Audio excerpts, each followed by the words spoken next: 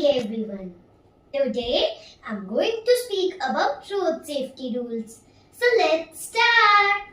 Road safety rules are important as it keeps us and others safe.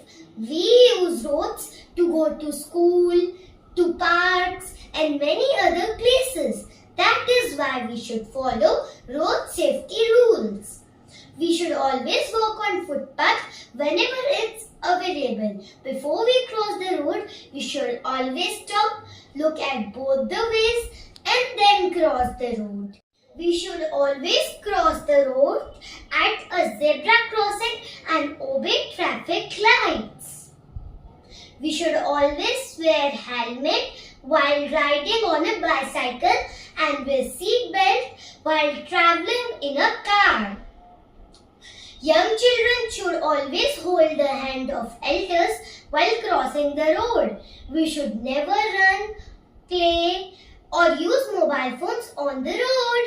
By following these simple rules, we can prevent accident and keep everyone safe. And at last, I would like to add that we should all follow safety rules and make every journey safe. So be alert, be bright, and follow road rules day and night. Thank